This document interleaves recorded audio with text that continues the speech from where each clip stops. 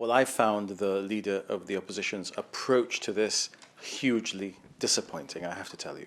As Keith knows, of course the McGrail Inquiry report will be factored into the work of this commission, because we're constantly told by Keith and by others that it's imminent. Well, if it's imminent, why should we wait for its publication in order to start this process? If the McGrail Inquiry report includes matters which are relevant to the work that this commission will do, of course the Commission will take it into consideration. This is a commission that includes the chairman of the GPA. I mean, I'm sure Keith Azopardi is not going to say that he's lacking in confidence in the founder of one of the many parties that he has formed part of. It includes His Excellency, the Governor. I'm sure that Keith Azopardi is not going to say that he has no confidence in His Excellency, the Governor, and the work that is going to be done by all of us together. Look, it may be typical for a leader of the opposition to say he has no confidence in the Chief Minister, because that's where the combative cut and thrust of politics is.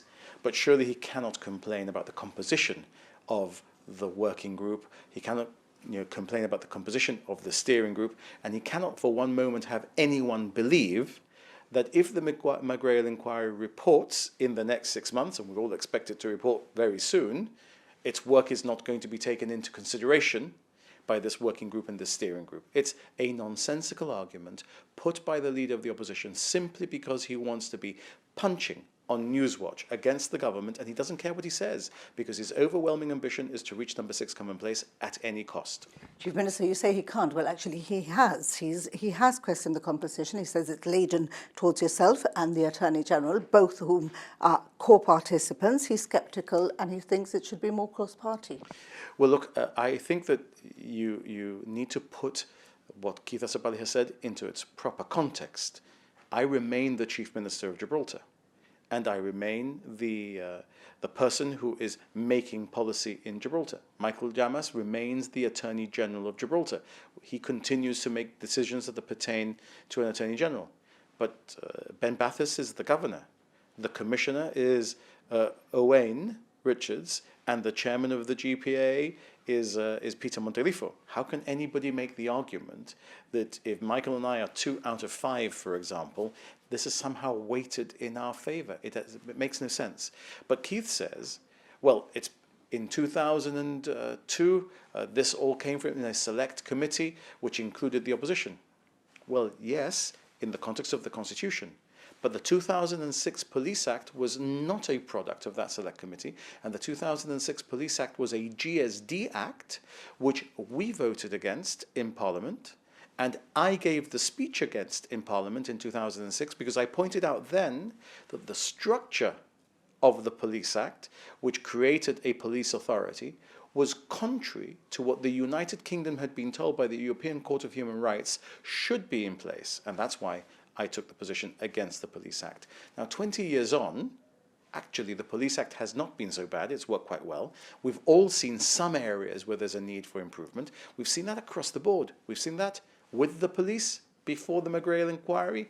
We've seen that with the police during the McGrail Inquiry, and we can see that post the evidence in the McGrail Inquiry before the report in matters related to all of the work of policing, not just with those which have come under scrutiny in the context of the McGrail Inquiry. This is modernization work that needs to be done.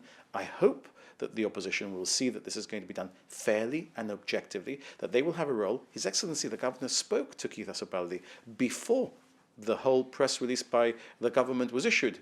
And yet, Mr Azopardi has reacted as if he didn't know what was going to happen, and he didn't somehow know that he was going to be consulted by the committee working on these issues. Of course there's going to be consultation, but it can't be a select committee, because I'll tell you what happens when we say those things. Nothing happens. You throw things into a select committee and nothing happens. And we want to see this work done. It's not work that's going to be done overnight. It's going to take a lot of work by a very properly structured working group that is going to look at all of the detail. But we have to get this going for the sake of the police. His point is, or what he's saying, what he claims, is that there have been 14 years of inactivity, and now months before the report is going to come out, suddenly there's this flurry of activity. Well, all of that is wrong. There's been 20 years of inactivity, because the Act was passed in 2006. allowed 20 years to pass, but we've all seen, as a result of the McGrail inquiry and other things, that there's a need for reform, modernisation. I think perhaps Keith might want to pause and realise that actually he might support a lot of the things that we're going to say. The McGrail inquiry is going to be publishing its report, we all think, very soon. You say months, it might not even be months. In the autumn, they said. In the autumn means, in the next month and a half, because the autumn ends on the 21st of December. The work of this working group is going to go through well into next year.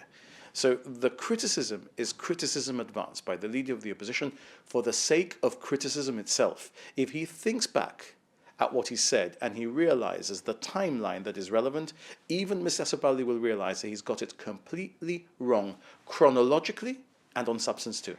Chief Minister, do you think that this could stem from concerns that you're not going to make the report public and will try and hide the findings? Well, look, I've had to face those sorts of concerns on so many issues. These are conspiracy theories befitting the fools who think that vaccines are bad for us. And I do hope that the leader of the opposition, for whom I have the highest intellectual regard, is not falling into that nonsense-style conspiracy.